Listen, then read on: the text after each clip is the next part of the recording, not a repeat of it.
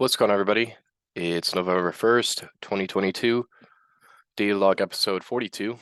Today, we're going to cover the price action in US 500 and what was annotated. Everything is going basically as planned in terms of what we expected.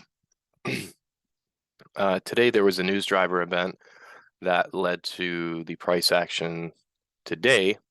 So it was quite interesting to see play out. Nothing formed. I only annotated, as you can see here, the sell side liquidity at 38.61, which was the previous day low. The reason why I annotated that, and it was a good pool of liquidity. So I was saying we did have a run on buy stops, now displacing lower, see if the model forms before the news event. Never got that. TradingView still has an updated price, and the rest is basically history. So these type of weeks, like I said, either A, just sit out of them. Just observe it, tape read it, put it away in your study logs, and just kind of move along. It's 1 week out of the month that you kind of have to sacrifice, in my opinion. I mean, sometimes in these weeks, Monday or Tuesday can present an opportunity. But as you can see here this week, there was nothing so far that we could have capitalized on. So I'm perfectly okay with sitting out the rest of the week. Even with NFP, if it was just NFP alone, to ICT's rules and standards to do NFP, he says to stop trading by Wednesday, New York session.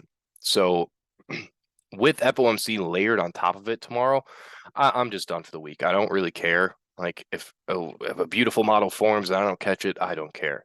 Because what happens is, because if you start making these exceptions and you start breaking these rules, like I've talked about many times, like let's say tomorrow a beautiful model forms and you capitalize on it. Okay, great. But if you start making that exception, what happens if next month, you lose on a NFP week, NFP day, or FOMC day, and your rule was not to trade those days? Again, once you start breaking these rules, and you'll see it, you don't break a rule majorly, in my opinion. You break it very smallly that leads up to the big break in your rules and your discipline. And that's what will lead you to a very bad drawdown in your equity. So from my experience, it's best just to sit out. The only reason somebody should be fearful of missing out on these moves or wanting to be in this market is because you're doing a prop firm. If any of you are doing a prop firm, this is coming from experience, understand that those are not a direct reflection of your performance as a trader, because I believe majority of those prop firms challenges are so unrealistic in their profit goals. And if you start weighing your, let's say, just how well you view yourself as a trader based on your performance on those, prop firm challenges, and you continue to fail them and you think you're a failure as a trader, that's just so not true. Because if you actually take a live funded account where you don't have these rules where you have to make a certain amount of profit, you don't have a time limit, you don't have daily drawdowns, which I actually think those are good, but those all create psychological barriers. They're meant to do that. I understand prop firms, it's a business, but understand that if you're trying to push the market right now and you're losing, like some of you, message me, that's for a reason. These prop firms are set up to do that to you. So just be wary of this week. I would recommend just sitting out the rest of the week. Wait till next week. We have 3 good weeks until we basically end of the year, because I'm not going to be trading maybe the end of November because we have Thanksgiving. But coming into December, I basically take that whole month off, and even January as well. So we're coming to a close of this year. I think we can really just, close out the year good with the last few weeks. Just accept that, this week we're going to have to sit on the sidelines. So let's get into the analysis. Today we drew down into the daily bullish order block that I've been having your eyes at. There was a few reasons why we went lower today, and I'll explain why I believed we are going to attack that sell side as well. So let's go down to the 4-hour time frame. You can see here, we drew back down into the discount low of that fair value gap. We ran out the sell stops. Prior to that, we ran out the buy stops and closed in that opening gap from the beginning of the week. If you're listening to my morning log, I was a little unsure of the bias, to be honest. I was kind of just waiting for more information because I knew with that news event we were going to do something. I was actually looking to run out the buy side liquidity resting at 39.20, the relative equal highs there, but this was okay because there's SMT divergence with NASDAQ and US 30. So it was signaling bearish SMT. US 30 didn't, or US 100 did not take out this high here. So that was signaling bearish SMT. And as soon as we displaced lower, I drew your attention towards the low here at 38.61. And that happened extremely fast. I think I made that post in the Telegram right around like 8:30 or 8:40. And then the news event came out and we just took a dive right underneath. You can see why I told you to stay out. There was nothing in here that qualified you to get into a trade anyways. I mean, this is one part of the model. We took out buy stops, but there was no displacement lower. There was no fair value gap inside of a premium. There was nothing in here for me to take a short. And if you're mad or upset that you missed this move, then you just have a false illusion about what missing a move really means, because missing a move to me means I'm not executing on a model that perfectly played out. And I didn't miss anything today because there was no model. There was nothing that happened. So that's just a good note. Like if you're mad or upset, which I used to be as well when I was a newer trader, I'd be mad or upset when, price moved a whole bunch and I wasn't able to capitalize on it.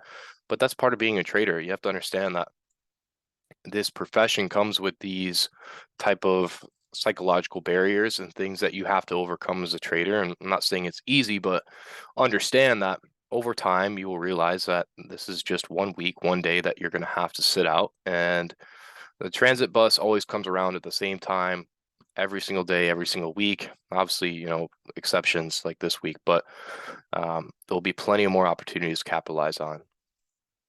I do want to take your attention to the 1 hour fair value gap. We drew back into that area of interest. We've been kind of just consolidating inside of it. This would need a very strong bullish displacement, much like last week, in order for me to really be bullish. Otherwise, I'm kind of just neutral. I'm flat. I don't really have a bias, especially coming into tomorrow with FOMC. The New York session prior to FOMC usually is very sloppy. They're trying to just build liquidity so they can use that news driver event to kind of send price wherever it needs to go. And I believe tomorrow I would like to see price trade higher. I would like to see price use this daily bullish order block, but we'll figure out tomorrow really what the overall underlying tone of it is, because if we obviously trade right through this bullish order block, then we can start to maybe change gears here and look for lower prices. But if we expand higher into the fair value gap I've been drawing your attention towards, then we can kind of just go from there. The weekly time frame doesn't really give me much here. I still would like to believe we're bullish unless we get a very sudden heavy displacement.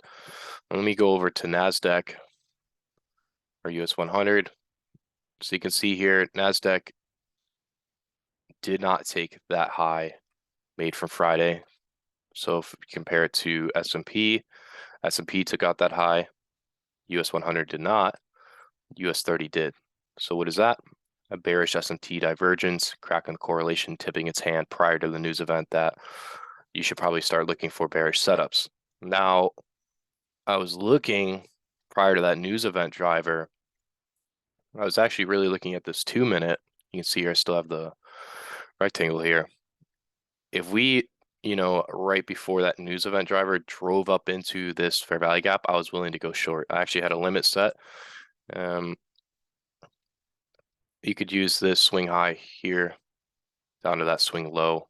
And let's say we drove up into there, that would be inside of a premium, and then we could have went short. But there was just nothing in here for us to really go short. There's no reason to really chase all of this. We already did the work underneath 38.61 by that time. So I was really just closed the charts and kind of went on with my day. So good study. Definitely put it away in your logs.